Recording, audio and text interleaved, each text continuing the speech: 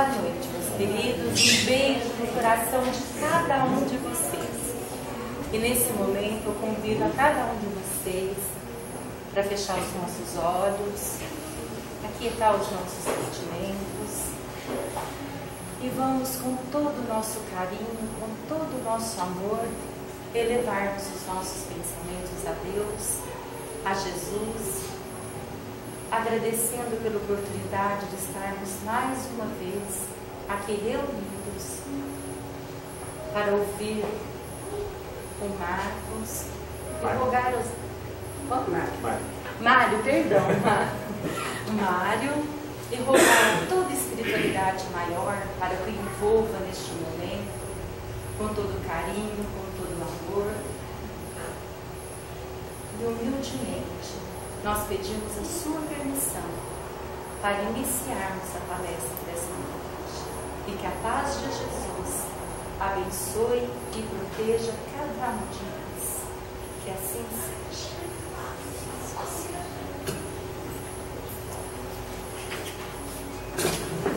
Palavra é sua. Boa noite. Prazer estar aqui de novo. Como nós falamos na semana passada, o estudo da noite nós vamos tratar da marcha do progresso.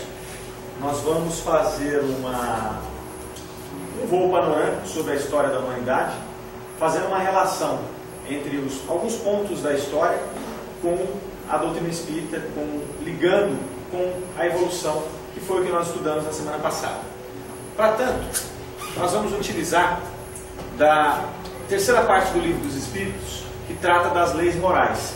Lá no capítulo 8, nós temos a lei do progresso. Então é baseado nas informações contidas nesse capítulo da lei do progresso, é que nós vamos fazer essa viagem pela história da humanidade, pegando esses conceitos que os Espíritos nos trouxeram no Livro dos Espíritos e sobrepondo com a história da humanidade e fazendo uma reflexão sobre isso. Primeiramente, vamos falar um pouco sobre a lógica do universo.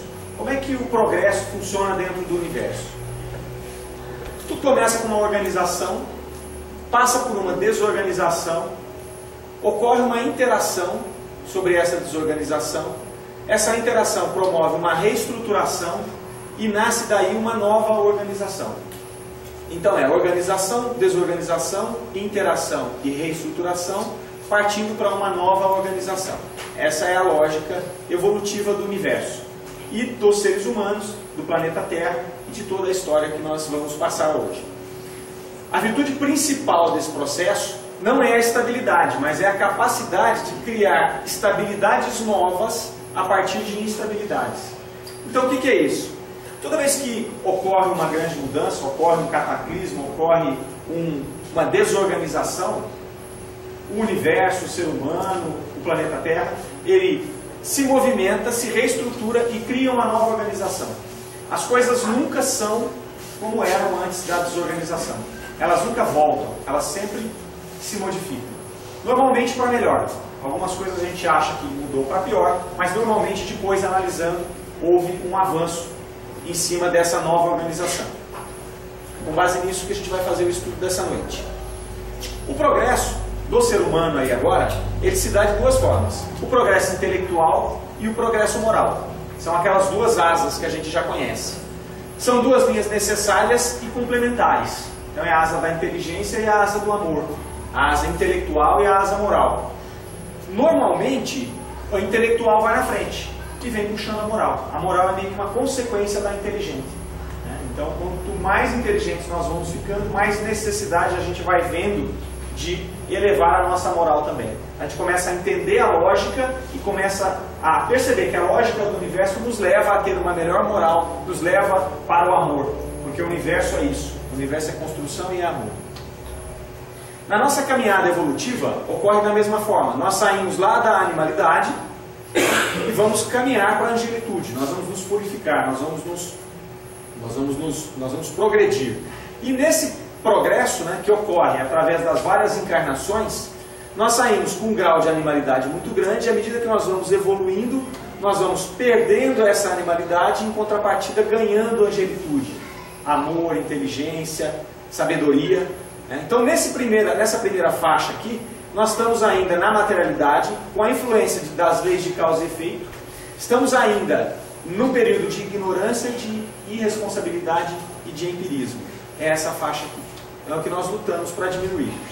À medida que nós vamos ganhando espiritualidade, nós vamos deixando de ser influenciados pela lei de causa e efeito, vamos aí ter a influência da lei do amor, nós vamos começar a entender o que é o amor a cada passo que nós dermos, o conhecimento que vai agregando essa nova característica que é o amor, que é a pureza, e nos traz responsabilidade e sabedoria. Então esse é o nosso caminho. Então o objetivo nosso hoje é fazer reflexões justamente buscando entender a cada passo se nós estamos melhorando ou não. Às vezes a gente olha para a humanidade e fala, nossa, está tudo tão ruim, está tudo tão estranho, será que nós estamos melhorando? Será que nós estamos de fato caminhando para um planeta de regeneração? Ou não? É isso que a gente vai trabalhar hoje. No Livro dos Espíritos, lá no capítulo 8, como eu falei para vocês, existem algumas pontuações com relação à lei do progresso.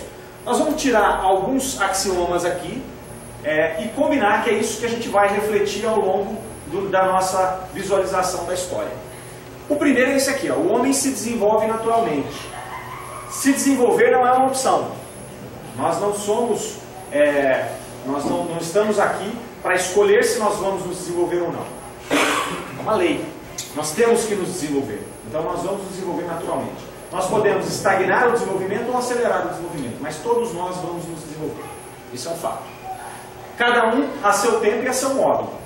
Isso aí, Deus nos coloca o livre-arbítrio. Eu posso dizer, não, nessa encarnação eu não quero desenvolver nada. Vou ficar aqui, vou fazer tudo do jeito que eu quero, ou não vou fazer nada. Perfeito, não tem problema. Mas é a meu tempo. Eu vou, de qualquer forma, ter que evoluir. Nós estamos condenados a evoluir. Deus, quando nos criou, já nos condenou. Ser condenado a ser perfeito. Ponto. Agora o tempo. O tempo, ele deixou a nossa escolha. O tempo, o caminho. Uma coisa interessante aqui, no terceiro axioma. Os mais avançados auxiliam pelo contato social. Então sempre, num grupo, quando alguém se destaca, alguém dá alguns passos, ele tenta puxar outros com ele. Seja num grupo, seja numa casa, num lar, seja num ambiente como esse, num local religioso, seja numa cidade. Então aqueles que evoluem, sobretudo na questão moral, na questão do amor, ele tenta puxar os outros. Eu quero que venham comigo. Porque a partir do momento que eu vejo aquilo e sinto que é bom e vejo que é verdadeiro, eu quero que os que estão comigo venham também. Revoluções morais germinam durante séculos e explodem de repente, desabando o edifício apodrecido do passado. O que é isso? Às vezes a gente vê uma revolução enorme e não sabe de onde ela saiu. Se a gente for fazer um estudo, a gente vai ver que ela vinha há séculos sendo construída. Foram plantadas ideias, foram plantados conceitos, e aquilo foi germinando até chegar um dia que explode a revolução. E aí era necessária, chegou o ponto de maturidade dela. Outra coisa importante, aonde nós vemos o caos, a desordem e a confusão momentânea que atinge os nossos interesses, na verdade são os desígnios da providência, que do mal faz surgir o bem. Então às vezes acontece uma coisa ruim conosco, você fala, nossa, mas por que está acontecendo isso comigo? Aí daí, 1 ano, 2 anos, 10 anos, 100 anos, sei lá, você olha aquele ponto lá atrás e fala, nossa, era Deus operando. Era a providência que estava buscando alguma mudança com aquilo. Isso vale para nós e também vale para países, para cidades, para estados, para políticas econômicas. Então a gente vê uma coisa ruim acontecendo e você fala, puxa, mas o que é? Do mal faz surgir o bem. É aquela regra lá atrás, da desordem, a interação e uma nova ordem. É a tempestade e a agitação que purificam a atmosfera após a perturbação. Então é isso, esse momento de abalo, esse momento de agitação, porque nós passamos, na verdade é um momento de limpeza, de purificação. A marcha do progresso não pode ser detida, ela pode ser retardada. Então, como nós falamos, cada um tem seu tempo, mas ela não pode ser detida, ela pode ser retardada. O progresso pode ser regular e lento, e quando o povo não avança rápido o suficiente, a providência provoca um abalo físico ou moral que o transforma. Então, de tempos em tempos, como nós somos condenados a evoluir, de tempos em tempos, se nós estamos muito parados, a providência vem e dá um chacoalhão para que a gente comece a andar de novo. Isso é em tudo. Se nós estamos na nossa vida muito parados, muito estáticos, acontecem algumas coisas para nos tirar dessa zona de conforto, para nos colocar para frente. O avanço é inexorável, observar o conjunto. Às vezes a gente observa só a nossa situação. Ah, isso é ruim, está acontecendo comigo. Poxa, nós estamos vivendo uma situação ruim aqui no nosso país, ou na nossa cidade aqui. Vamos observar o conjunto. Para que serve isso? Tem alguma coisa que a gente tem que aprender com isso? Então esses são os conceitos básicos que a gente vai trabalhar. E nós vamos fazer um panorama aqui da evolução humana, observando as 5 eras ou idades que são marcadas pela história. São elas a pré-história, a idade antiga, a idade média, a idade moderna e a idade contemporânea. É claro que nós vamos passar muito rapidamente, apenas pontuar alguns fatos de cada um desses itens, para que a gente possa fazer a relação com os conceitos que nos interessam aqui. Então nós vamos começar lá pela pré-história. O gênero Homo apareceu entre 4 e 1 milhão de anos antes de Cristo. E, na pré-história, aceita-se 3 etapas da evolução. A primeira é o período paleolítico, que é a idade da pedra lascada, que vai de 500 mil anos a 8 mil anos antes de Cristo. O segundo é o neolítico, que é a pedra polida, que vai de 8 mil a 5 mil antes de Cristo. E o terceiro é a idade dos metais, que vai de 5 mil a 4 mil antes de Cristo. Esse período aqui compõe a pré-história. Se nós formos olhar aqui, nós já temos uma situação interessante para observar. O primeiro período leva quase 500 mil anos para acontecer, para encerrar o primeiro período. O segundo período leva 3 mil anos. E o quarto período, 1000 anos. Então essa é outra situação. Quanto mais evoluímos, mais rápidos conseguimos ser. Então o difícil é começar. O difícil é começar. Quando a gente começa a entender, chega a inteligência, chega a moral, a lógica nos leva a andar mais rápido. Então aqui acontece isso e nós vamos ver ao longo da história inteira que os períodos vão se encurtando. Aqui o ser humano vai evoluindo em períodos cada vez mais curtos. No primeiro período,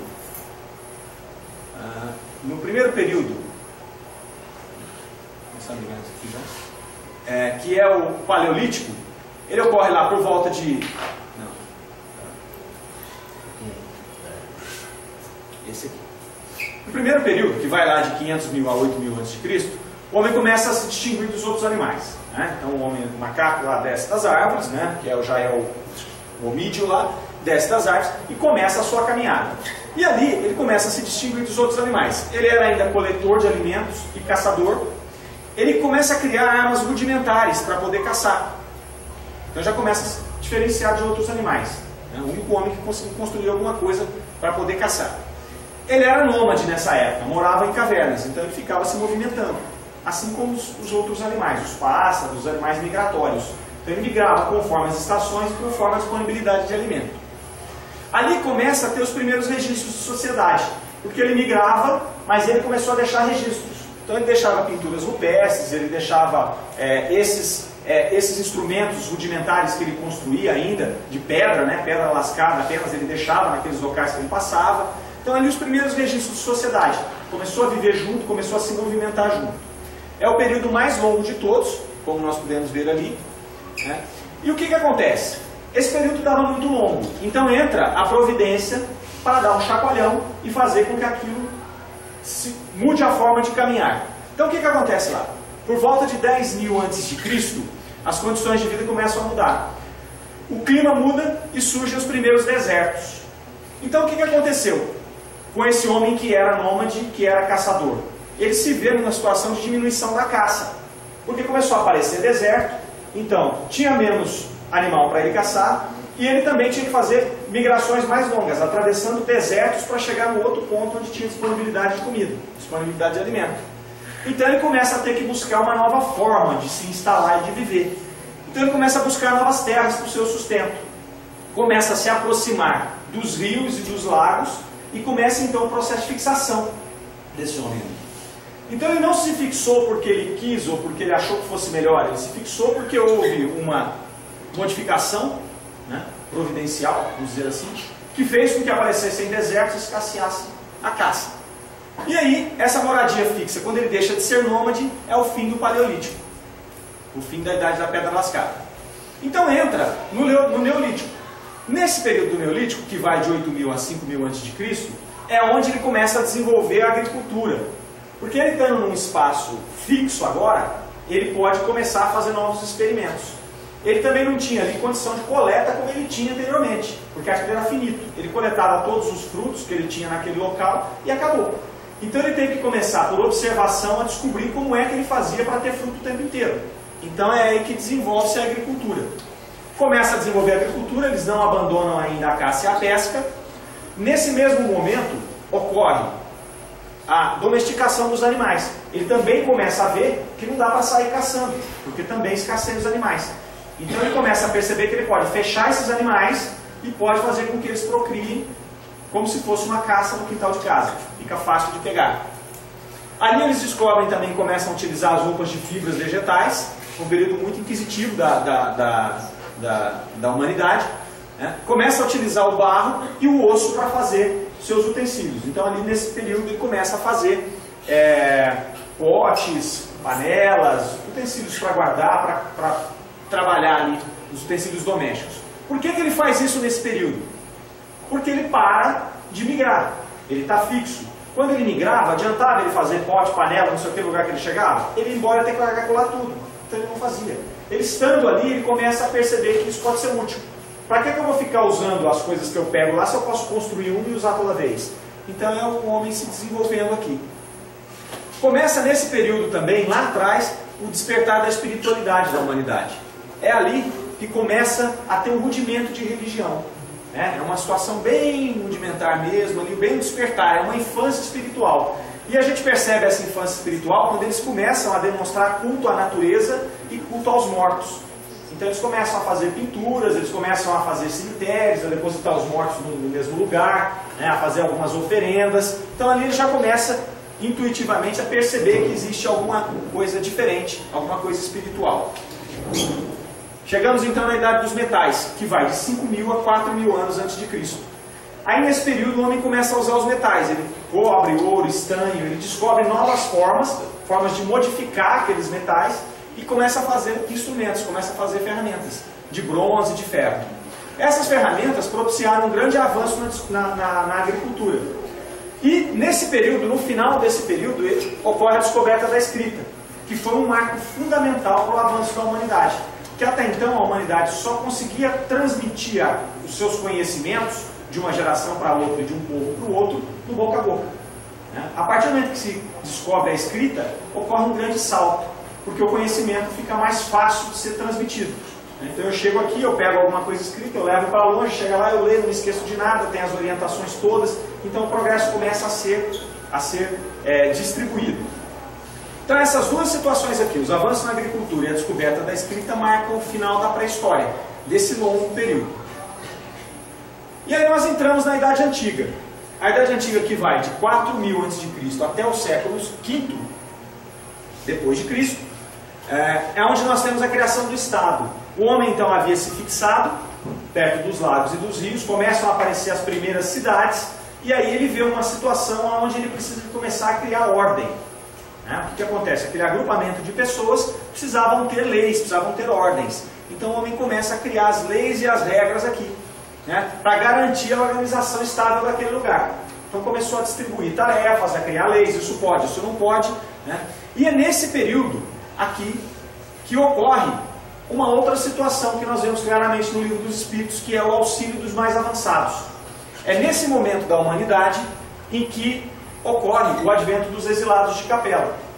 Então, que a grande maioria de vocês já deve ter ouvido falar dos exilados de Capela, que são aquelas populações que vieram do planeta de Capela para a Terra, exilados, porque o planeta de Capela estava passando para uma outra fase de expiação para a regeneração, e eles vieram para cá no intuito de continuar a sua evolução, porque eles não estavam preparados para a mudança que o planeta estava vivendo, e também para auxiliar a evolução daqueles que aqui estavam, que eram ainda selvagens, que eram ainda em estágios muito primários de evolução. Então, nesse momento, esses exilados de Capela chegam e com isso surgem as grandes civilizações. Se a gente for observar na história antiga, o início das grandes civilizações é um grande mistério, porque é como se você chegasse num lugar e tivesse aquilo tudo construído. É muito estranho, não tem uma situação que vem passo a passo, como a gente está acostumado a ver no progresso. Se você vai olhar uma descoberta, ela começa com pequenas descobertas que vão se juntando até chegar na grande descoberta. O caso da Idade Antiga ocorre muitas vezes de você chegar e ver aqueles templos, ver aqueles monumentos enormes, aquelas coisas, aqueles conhecimentos científicos, astronômicos, e não saber de onde veio aquilo. Como é que eles chegaram nesse raciocínio? E também quando termina aquele período, por que acabou? Por que isso não foi perpetuado? Então, esse é um grande mistério, que se explica através dos exilados de Capela. Eles vieram, trouxeram um conhecimento muito acima do que aqueles povos que estavam aqui podiam ter criado, auxiliam no avanço dessas populações, e à medida que esses espíritos vão se depurando e saindo, voltando para a Capela ou para outro plano mais evoluído, aqueles que aqui estavam conseguem absorver só uma parte do conhecimento. Então é por isso que há aquela ruptura. Por isso que volta, a hora que os exilados de Capela vão embora, então as civilizações, aquelas civilizações avançadíssimas, parece que tem um retrocesso. Então isso é explicado pelos exilados de Capela. Uma outra hora a gente pode avançar nisso mais. Então na Idade Antiga surgem ali as grandes civilizações. Os sumérios na Mesopotâmia, que começam a urbanização e a escrita. A civilização egípcia, que tinha um conceito muito forte de vida após a morte, de astronomia e de construção, haja visto as pirâmides e toda a obra deles. Os romanos, que foram os maiores formadores da civilização ocidental, com um conceito grande de democracia, de leis, de estrutura social. Os hebreus, que foram a primeira civilização monoteísta, que trouxeram esse conhecimento lá de Capela. Os fenícios, que dominavam o mar e o comércio, e foram os inventores do alfabeto. E na América, na época pré-colombiana, também haviam as civilizações avançadas dos astecas, maias e incas.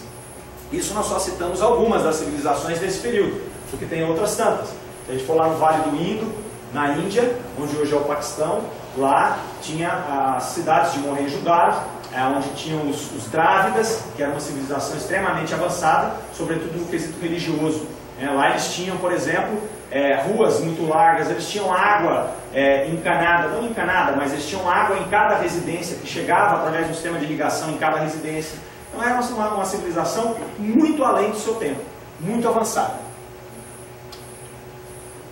Ali começa, nesse período, um despertar espiritual da humanidade. Como nós falamos lá atrás, nós tivemos a infância da humanidade. Aqui começa como se fosse a adolescência espiritual da humanidade. Então nesse período nós vemos lá as doutrinas esotéricas do Antigo Egito, que acreditavam já na reencarnação, na vida após a morte. Os Vedas na Índia, nessa região do Vale do Indo, que é uma doutrina que é viva até hoje, através dos seus livros, do Mahabharata, do Bhagavad Gita. Então, se a gente for olhar aquilo, é muito similar ao que nós estudamos, é uma coisa que é eterna, verdadeira. Então, essa filosofia é fantástica.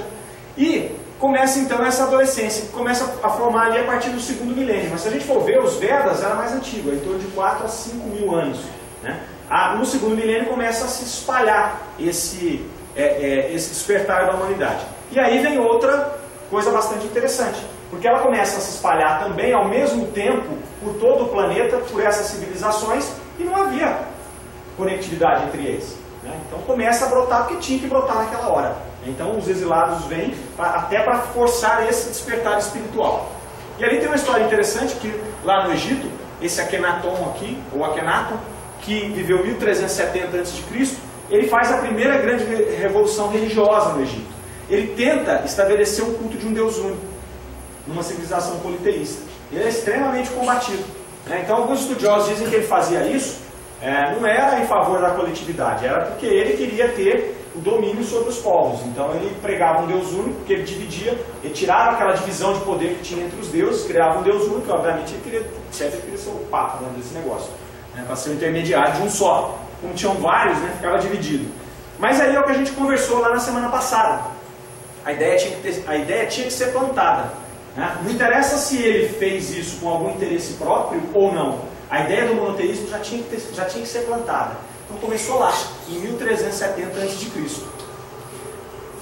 Poucos séculos depois, através de Moisés, do nosso amigo Charlton Heston aqui, surge a primeira grande revelação. Ele recebe lá no Monte Sinai os 10 mandamentos, entre eles o não matarás, que é consagrado como um dos principais deveres da humanidade. Pode parecer pouco, mas o não matarás causa também uma revolução, porque era muito comum para o ser humano tirar a vida de outro. Era uma situação que não tinha problema nenhum. Alguém ter uma rixa com o outro e tirar a vida dele, era tranquilo, né?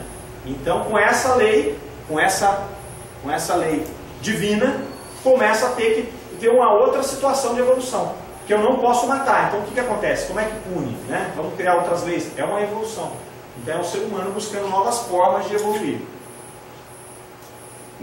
Mais ou menos nesse mesmo período, ocorre a iluminação do Siddhartha Gautama, né, que é o Buda, e ele, após uma sacrificada busca, ele se ilumina e ele encontra a solução para os problemas do sofrimento humano. Então, ele tem 4 visões. A primeira é a compreensão da transformação permanente do universo, que nós já falamos, a necessidade de uma conduta ética e sólida, a compaixão por todos os seres sencientes que sentem e sofrem, e o respeito profundo por todas as formas de vida. Isso ocorreu no século VI a.C., que fundou o budismo. São considerações, são visões extremamente similares à dos Vedas, extremamente similares à de Moisés, extremamente similares à que o Cristo nos iria colocar 500 anos depois.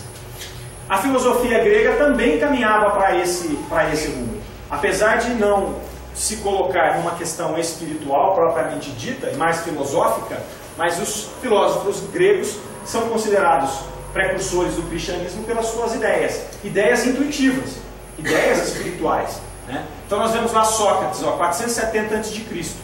Todo o meu saber consiste em saber que nada sei. Então, toda vez que ele pensava alguma coisa, ele descobria que os conceitos dele não eram corretos, não eram verdades absolutas. Outra coisa, conhece-te a ti mesmo e conhecerás o universo de Deus. A autoanálise, né? Você tem que se conhecer. Platão, que foi discípulo de Sócrates, dizia o seguinte: tente mover o mundo, o primeiro passo será mover a si mesmo. Reforma íntima. Reforma íntima. Né? Já que a gente queria mudar o mundo, se nós não nos modificarmos primeiro. Quem comete uma injustiça é sempre o mais infeliz que o injustiçado. Então são conceitos muito similares ao que o Cristo trouxe depois. Aristóteles, pouco à frente, diz lá: devemos tratar nossos amigos como queremos que eles nos tratem. Amai-vos uns aos outros.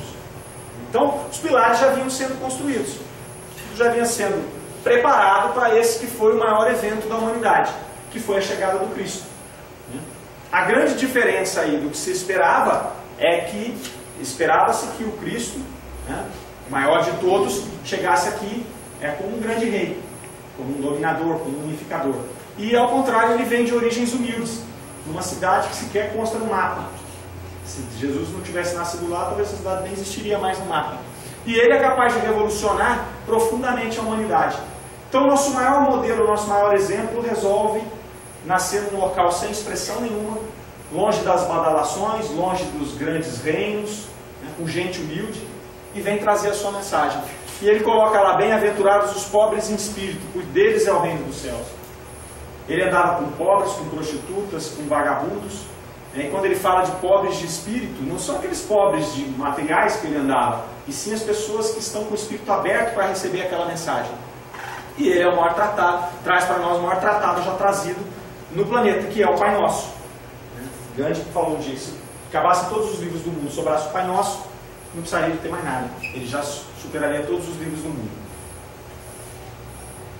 Mais à frente um pouco, ainda na Idade Antiga, no ano de 570, ocorre lá Muhammad Maomé, nascido em Meca, recebe a visita do anjo Gabriel e transmite a Maomé a existência de um único Deus. E ele começa a pregar o monoteísmo e é perseguido naquela região que era todo mundo politeísta. Surge então a religião muçulmana, que é atualmente a segunda maior religião. E o que ele pregava? Ele pregava um Deus único, Maomé como profeta, dar esmola, oração diária, jejum e outras tantas coisas que também se assemelham, em tese, com o cristianismo. Então estava pronto para esse despertar e para esse surgimento religioso. Com isso, nós chegamos aí no crepúsculo da Idade Antiga. O que aconteceu nesse momento da Idade Antiga? Roma dominou o mundo com seu grande império, é um mundo conhecido, lá espalhou seu império pelo mundo inteiro, e o progresso era impedido. tiveram essas revoluções espirituais, mas aquilo não conseguia andar. Então entra a providência de novo. Primeiro, o que acontece? Roma combate inicialmente ferrenhamente o cristianismo, porque vê nele uma força antagônica, uma força que podia incomodar. Como percebe em um determinado momento que não ia conseguir combater o cristianismo, Roma converte-se ao cristianismo. Então, ótimo. Domina o mundo primeiro, converte-se para o cristianismo e facilita a espalhar o cristianismo pelo mundo. Ocorre em Roma, no Império Romano, uma enorme crise econômica, motivada por corrupção, né? Eles param, essa crise econômica faz com que o exército se enfraqueça, eles param de dominar, eles param de conquistar novas regiões. Parando de conquistar novas regiões, eles diminuem o número de escravos e a produção agrícola cai. Porque o cidadão romano não ia para a área agrícola, quem cultivava o solo era escravo, né? E aí os tributos também caíram, porque eles pararam de conquistar novos lugares, começam a gastar mais, não conquista para ganhar mais, ocorre um enfraquecimento que leva à divisão do Império Ocidente do Oriente e começa a invasão dos povos bárbaros aqui. Então nesse momento a humanidade já se encontra numa condição de dar novos voos, de sair dessa fase que ela passou da Idade Antiga e de cair na Idade Média.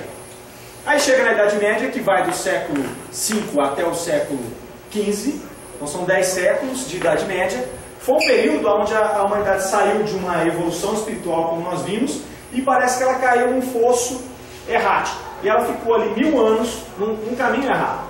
A Idade Média foi um período de pouquíssimo avanço, foi um período bastante crítico da humanidade. Ela era basicamente constituída de 3 bases aqui: a nobreza feudal, o clero e os camponeses. A nobreza feudal eram os cavaleiros, os condes, os duques e os detentores de terra, eles dominavam. No outro lado tinha o clero, que era a igreja, essa mesma igreja que Roma converteu, dominou também, porque simplesmente Roma enfraqueceu, mas a igreja cresceu. E o clero passou a dominar, tinha grande poder econômico e era responsável pela proteção espiritual. E depois, embaixo da pirâmide, tinha os camponeses, que eram os pagadores de impostos. Quem pagava a conta eram os camponeses. Então tinha lá os donos de terra, os cavaleiros, a igreja do lado e o restante da população servindo a essa meia dúzia de bonecos aí. Então é a Idade das Trevas. Eles espalham a superstição e política repressora. Superstição: olha, nós somos aqui os responsáveis pela proteção espiritual. Se não fizer o que eu estou mandando, vai queimar no fogo do inferno, eternamente. E do outro lado, a política repressora. Esses caras, os cavaleiros, os condes, os duques, era sempre em cima de guerra, de devastação, que eles dominavam e que eles conduziam os seus povos. Com isso, eles ainda decretam a Inquisição medieval para ter mais esse controle aqui, e espalham o terror por todo o Ocidente. Começa então a expansão árabe com a conquista de Jerusalém, e o Papa Urbano II convoca a primeira cruzada para expulsar esses fiéis. E dura 2 séculos essas cruzadas. Foram 2 séculos de lutas ferrenhas, com milhares de mortos, um rastro de destruição tremendo. Onde eles passavam, eles destruíam tudo, matavam todo mundo, era uma coisa muito brutal. E como se não bastasse as cruzadas, eles também brigavam entre si, entre os feudos, por conta de poder. Então tinha um duque, um outro dono de um castelo aqui, eles viviam guerreando entre eles para poder conquistar um feudo do outro. Demorava demais, de novo, 10 séculos, né, impedindo o progresso. Vamos andar, vamos andar, vamos andar. Entra a providência divina aqui, novamente, e acontece o quê? Ocorre a peste negra, ou a peste bubônica. Nesse momento aqui, 1/3 dos habitantes morrem. 1/3 da população europeia morre. E ele era transmitido por ratos e pulgas e ratos que vinham nos navios, nas caravanas. E naquela época, as baixas condições higiênicas propiciavam que essas doenças se espalhassem. Então ocorreu essa peste bubônica, 1/3 da população morre, e aí entra uma crise séria na produção de alimentos, porque quem plantava, metade morreu, 1/3 morreu, né?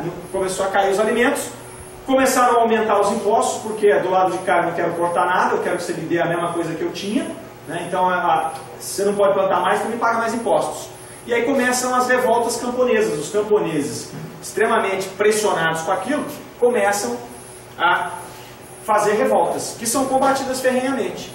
Mas traz conquistas para eles, porque eles começam a se negar a cumprir com isso. Então inicia aqui uma transição do período feudal para o capitalismo. E aí chega no final da Idade das Trevas. essa idade para ser esquecida. E entramos então na Idade Moderna. A Idade Moderna vai de 1453 até 1789, portanto 3 séculos apenas. Então a gente vê que os outros passos eles duraram muito mais, né? 1 milênio, 4 milênios, 500 milênios. Aqui da Idade Moderna para a contemporânea foram 3 séculos apenas. E nós tivemos ali, naquele momento, 3 movimentos que marcaram o início dessa Idade Moderna.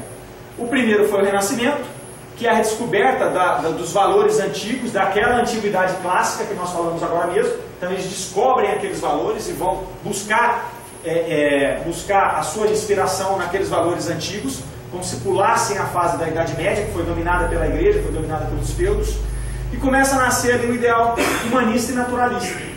Começa a perceber a natureza, começa a perceber o ser humano como tal, e não mais como um joguete, não mais como uma peça de um tabuleiro. Ocorre ali uma reforma religiosa também nesse momento, a Igreja começa a perder o seu poder, e aí a infalibilidade papal começa a ser questionada. Durante a Idade Média inteira, o Papa era que comandava tudo. O Papa falou, aconteceu. Começa a ser questionado aqui na Idade Moderna, né? Então, com Lutero, Calvino, que são os protestantes, começam a fazer a reforma protestante, contestando essa infalibilidade papal. E também outro advento importante é que a política, vendo isso, se separa da religião. Então a religião ficou de um lado, a política fica de outro. E também, em paralelo a isso, os descobrimentos marítimos, onde saem os descobridores de Portugal, da Espanha, e vão fazer da própria Inglaterra, e vão descobrir os outros continentes. Ainda nessa fase, de novo com o auxílio dos mais avançados, a providência atuando, começa o Iluminismo, que é um movimento cultural que nós também falamos um pouco a semana passada. Ele ocorre na Inglaterra, Holanda e na França, nos séculos aqui 17 e 18, e ele trazia o quê? Ideias de liberdade política e econômica. Era o ser humano pensando. Então, eles tinham lá, algumas das posições deles também favoreceram muito o advento, por exemplo, da doutrina espírita. Nós vamos ver que um dos axiomas deles era esse aqui, ó: para se chegar à verdade, se duvide de tudo mesmo das coisas aparentemente verdadeiras. René Descartes, que falou essa frase aqui, foi um dos pais do Iluminismo. Então, é mais ou menos a mesma frase que Kardec falava, né? Eu prefiro negar 10 verdades do que aceitar uma mentira. Então foi um momento muito positivo, um momento onde eles queriam descobrir tudo, queriam provar que todos os elementos da natureza eram possíveis de ser demonstrados, eram possíveis de ser explicados, mas tinha que duvidar de tudo, tinha que pesquisar. E o Iluminismo veio de filósofos e de economistas, que eles se intitularam os propagadores da luz, por isso o nome Iluminismo, né, da luz e do conhecimento, e foram chamados de iluministas.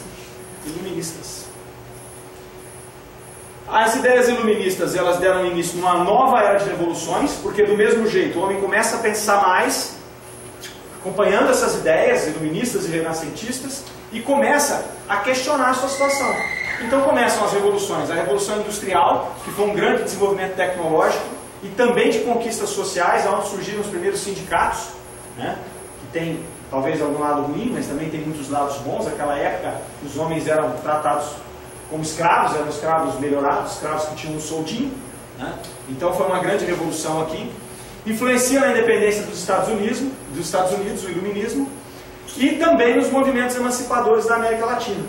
Em todos os países da América Latina, influenciados pelo Iluminismo, começam a questionar aquela situação das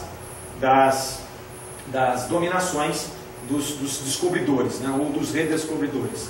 Com isso vem a Revolução Francesa também, que é o marco do fim da Idade Moderna. Então ocorre um grande avanço da humanidade nesse momento. E a humanidade já está preparada para grandes saltos. E o que acontece aí nesse momento?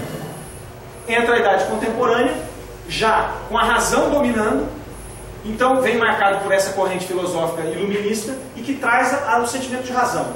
Nós temos que descobrir tudo, o sentimento científico. Então ocorre um grande progresso tecnológico e científico, o homem começa a buscar por esse progresso. Ele busca também novas alternativas de convivência social. Então começa a fazer experimentos, como o sistema comunista teorizado pelo Karl Marx, como a reivindicação da quebra de Estado pelos anarquistas, e por consequência a democracia também. Então o homem começa a pensar também como é que eu posso viver melhor em sociedade. Então começa a ter ideias que todas em tese são interessantes. Ocorre, resta saber se nós estamos ou não preparados para ela.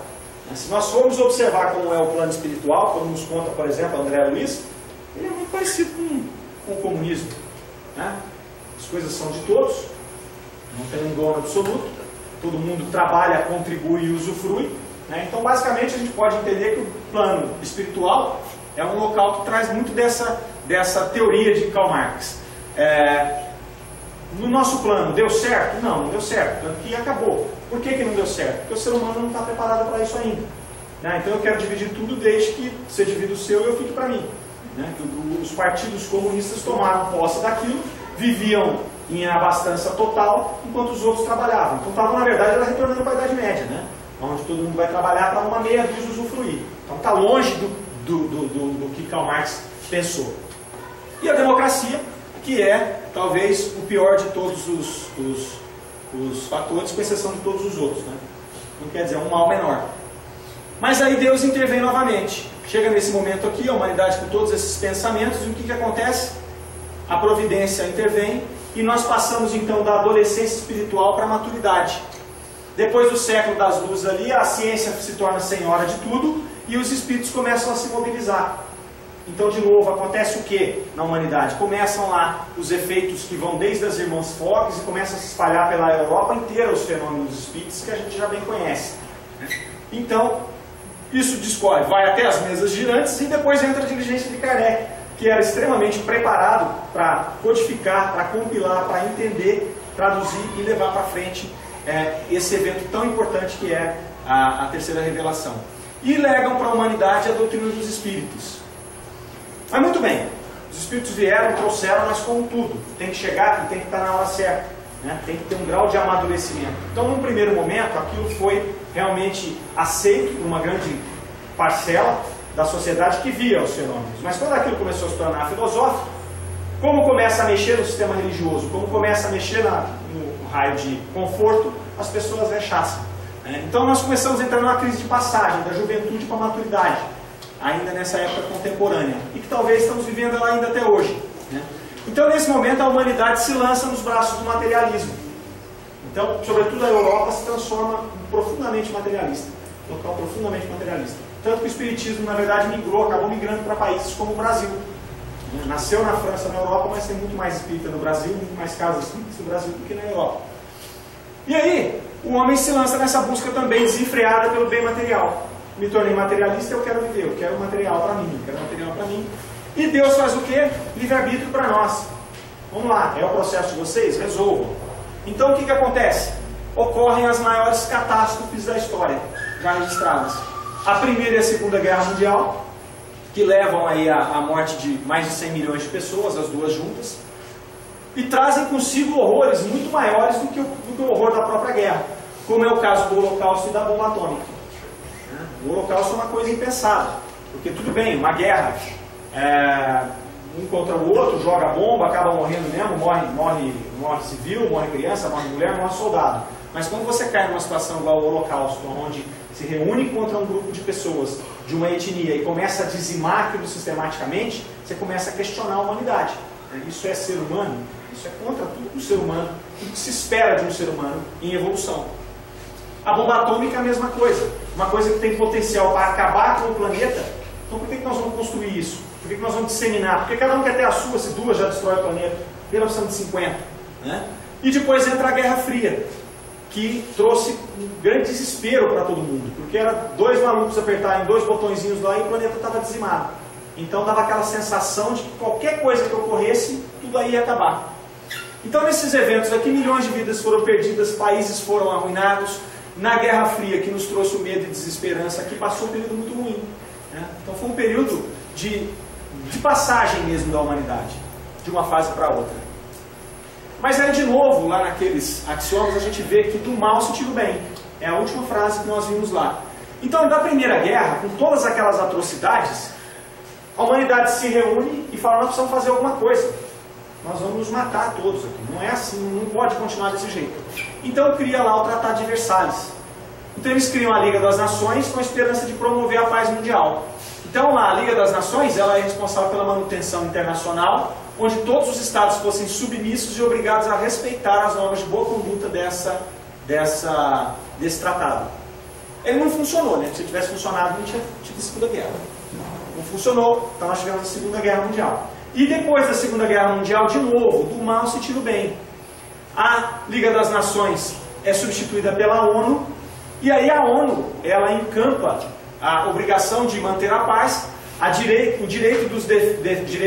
defesa dos direitos humanos e das liberdades fundamentais do ser humano, promover o desenvolvimento dos países em escala global, que é uma busca por igualdade, esse é um ideal deles. Por que isso? Olha a mudança de raciocínio. Antes eu queria dominar, agora eu quero promover o progresso, eu quero promover o desenvolvimento dos meus pares, dos países que estão lá. Por quê? Porque se todos forem desenvolvidos, a coisa vai girar tranquilamente e nós não vamos precisar ter mais guerra, nós vamos conseguir evoluir juntos. Em 48 ocorre a Proclamação Universal dos Direitos Humanos, onde se determina direitos básicos invioláveis em âmbito global, que garante lá os direitos sociais, econômicos e culturais de todos os povos. Então é o ser humano se enxergando como um povo único, como a humanidade. Então talvez tenha sido necessário o Holocausto para que o ser humano olhasse e falasse: nós somos todos iguais. Apesar das nossas diferenças, nós somos seres humanos. E com isso a gente tem um desafio de ir adiante. É a humanidade seguindo um novo caminho. Então, com toda aquela destruição, a gente vai seguindo um novo caminho, um novo patamar. E com isso, ocorre lá no ano 2000, na virada do século, da idade contemporânea ali, né, ocorre a declaração do milênio que eles fizeram. Então, lá em Nova York, se reuniram para fazer a declaração do milênio. Nós estamos entrando num novo milênio, o que é que nós vamos fazer para esse milênio ser melhor do que o milênio passado? Então, o que eles determinam lá? Algumas, eu pensei só algumas das normas que eles determinaram, algumas dos ideais. Reduzir pela metade até 2015 os índices de pessoas que sofrem com a fome, garantir o ensino básico a todas as crianças, deter a propagação do HIV e reverter a perda de recursos ambientais. Então é uma nova era da humanidade. Ah, mas nós não conseguimos fazer nada disso. Nós já andamos muito, de 2000 até 2015. Talvez em 2015 nós vamos chegar, nós não vamos ter conseguido atingir esses objetivos todos. Mas se nós formos olhar o ponto de partida, ano 2000, e o ponto de chegada, 2015, nós vamos ver que nós caminhamos alguns passos. Porque os ideais são muito grandes. Não dá para consertar em 15 anos o que nós levamos 500 mil anos para resolver, né? Para construir. Então isso é devagar. Mas só o fato de se ter essa preocupação, só o fato de buscar isso, já nos dá uma esperança muito grande. Mas aí começa o milênio e a gente se vê de novo no caos, na desordem e na confusão. Aí nós vemos lá os atentados de 11 de setembro de 2001. Então todo mundo que viu aquilo, sobretudo os mais novos que não viram os momentos de guerra, da Segunda Guerra, nós não tínhamos visto nada tão grave como aquilo. Nada tão perigoso, no sentido bélico, do que os atentados de 11 de setembro. Porque a partir dali surgiu de novo o medo. O que vai acontecer agora? Vai acontecer de novo muçulmano contra cristão? Vai entrar todo mundo em guerra? Como é que o mundo vai reagir a isso? E aí a gente conviveu com as guerras do Afeganistão e do Iraque, as guerras absurdas, e como se não bastasse isso aqui, nós tivemos depois crises econômicas profundas em 2008 e 2009, e depois nós tivemos alguns outros adventos não menos interessantes, como o caso da Primavera Árabe de 2010 e 2011, aonde aqueles últimos povos que ainda são subjugados por ditadores começam a se levantar e começam a clamar por liberdade, começam a clamar por democracia, por uma nova forma de viver. 2011, uma nova crise, né, onde nós temos lá a Europa que vem de gerações e gerações equivocadas, gastando mais do que ganha, gerando benefícios que alguém vai ter que pagar depois, eclode essa crise. E do lado dos Estados Unidos a crise se dá por consumismo, por ganância. Então nós nos vemos nessa crise enorme de 2011, que a gente está vivendo ela ainda mundial. Por sorte nós no Brasil, que sempre recebíamos as crises primeiro, estamos recebendo essa depois, eles estão sofrendo mais do que nós, né? Então a gente vê tudo isso aqui que chacoalha um pouco aquele pensamento de que nós estamos indo para o caminho certo. Mas aí você vê algumas situações, por exemplo, de filantropia, que de novo retornam a esperança, né? Quando a gente vê, por exemplo, Warren Buffett e Bill Gates, que são os dois homens mais ricos do mundo, chegando e doando toda a sua fortuna para instituições de caridade, né? E não é pouco, cada um tem mais de 20 bilhões de dólares, então os dois são 40 bilhões de dólares, você começa a perceber que o ser humano de fato está buscando alguma coisa diferente, né? O ser humano está entendendo que precisa ser diferente, que não sou só eu. Aí surge a expressão BRIC, né? Que é Brasil, Rússia, Índia e China, que podem trazer uma nova ordem mundial. De repente agora o mundo vai ter que mudar de novo. Do caos e da desordem talvez tenha que modificar. Será que não seremos nós agora que vamos ter um papel importante na história? Será que nós estamos chegando perto da nova era? Será que nós já estamos de fato caminhando para um planeta de regeneração e todas essas mudanças aqui estão sendo favoráveis para acordar cada um de nós, e acordar os países e acordar a humanidade para essa nova era? Quando nós vemos aqui a crise econômica da Europa, com gerações equivocadas que vão ter que repensar o seu modo de vida. Os americanos também vão ter que repensar a ganância, vão ter que repensar o consumo. Pessoas que lutaram a vida inteira para ganhar dinheiro, doam todo o dinheiro. Então, é uma nova ordem nascendo. É uma nova ordem. Então a gente se enche de esperança de novo. Será que nós estamos no planeta de regeneração? Aí a gente fala, nossa, mas o ser humano é tão ruim. Olha a Segunda Guerra Mundial, olha a Primeira. Nós não evoluímos nada da Idade Média para cá. Não é verdade. Se a gente for ver aqui, existe um estudo de um psicólogo chamado Steven Pinker. Ele é canadense, na Universidade de Harvard, que ele diz o seguinte, que o século XX foi o mais pacífico da humanidade. Na verdade, tem aí uma distorção de fatos. A Segunda Guerra Mundial está em 10º lugar em atrocidades do mundo. Então, historicamente, se você pegar, a Segunda Guerra Mundial está lá em 10º lugar. A Primeira e a Segunda Guerra, elas mataram 100 milhões de pessoas. Ótimo.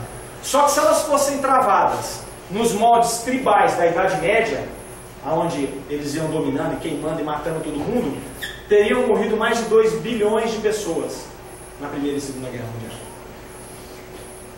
Melhorou. É que o impacto é muito grande. Foram milhões de mortes, mas proporcionalmente com a população, isso cai para essa análise aqui.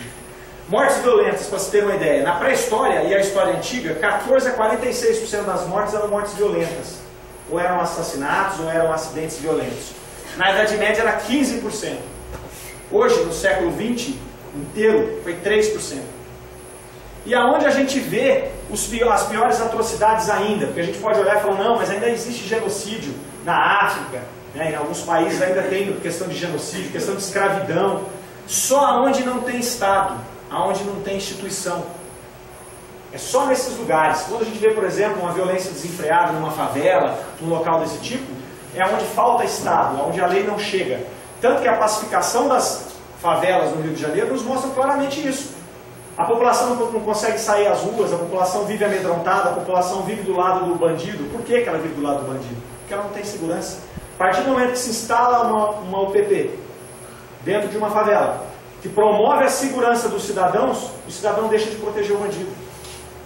O cidadão passa a ter liberdade de expressão, passa a conviver em sociedade. Então, onde não tem Estado, é onde nós vivemos ainda naquele período antigo. Onde tem Estado, nós já estamos preparados para dar alguns passos. Então, a gente chega à conclusão de que melhorou, estamos melhorando. E nós temos aí, de fato, um desafio de ir adiante. O progresso vai seguir a sua marcha, nós não vamos conseguir frear o progresso. O planeta vai mudar para o planeta de regeneração, quer queiramos ou não, certo? E se nós estivermos preparados, nós vamos mudar com ele. Se nós não estivermos preparados, nós vamos fazer como os exilados de Capela. Vamos ajudar alguém a evoluir. Vamos sofrer num planetão qualquer aí. Dizem que o planetão já está preparado. É só a gente fazer as malinhas e ir para lá. Então nós temos pouco tempo. Está mudando. Nós que estamos aqui dentro de uma casa espírita, estamos nos esforçando. Estamos conseguindo ou não, aí é outra história que é muito mais difícil. Falar é muito fácil. Fazer é muito mais difícil. Eu falei durante uma hora, que às vezes sai na rua e faz tudo errado. Falar é fácil. Pensar é fácil. Mas pelo menos nós que estamos aqui, já estamos imbuídos da boa vontade. Nós queremos, a gente tropeça aqui, levanta, tropeça ali, levanta e vamos em frente. Então a humanidade passou por esse amadurecimento. A doutrina espírita hoje, o espiritualismo é uma realidade na nossa vida. Mesmo quando a gente fala que os países da Europa, o próprio Estados Unidos são países materialistas, que não abraçaram o espiritismo, mas se a gente for ver, por exemplo, nos Estados Unidos eles são bastante espiritualistas. Eles buscam bastante a espiritualidade. Se não buscam a doutrina espírita como a gente faz aqui em essência, mas são espiritualistas. Dá no mesmo. Não podemos achar que a nossa doutrina é salvadora e única, senão nós caímos no mesmo erro dos outros. Não interessa se ele segue a doutrina espírita, se ele segue o hinduísmo, se ele segue o budismo, se ele é muçulmano. Não interessa. Interessa quem ele é, o que ele faz para mudar. Essa é a essência Não tem uma placa lá onde a gente chega no plano espiritual, você vai para cá, o outro vai para lá. Não, é um caminho só, é uma estrada só. O Brasil, acreditamos que tem um papel fundamental nisso, né, chamado de celeiro do mundo, pátria do Evangelho. Fácil saber, né? Olha a obra de Chico, né? Olha a obra espírita que nós temos. Então é pátria do Evangelho mesmo. Só o que tem de livro espírita, o que tem de coisa boa sendo levantada daqui. A população religiosa nossa é enorme, né? Tanto espírita como evangélico, como católico, né? Como espiritualista de qualquer outra linha, enorme. Então, de fato, dá para a gente entender que somos a pátria do Evangelho mesmo. Né? E celeiro do mundo. Por que celeiro do mundo? Nós somos um dos locais que mais produz alimento no mundo.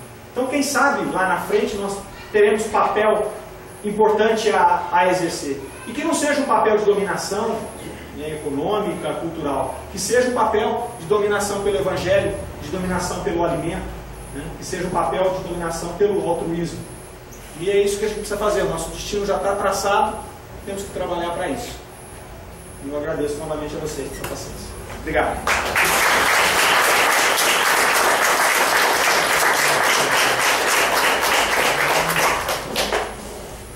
Queremos agradecer então ao Mário, né? Foi muito bom ter você aqui com a gente durante as 15 semanas, tá? E foi uma alegria mesmo receber você.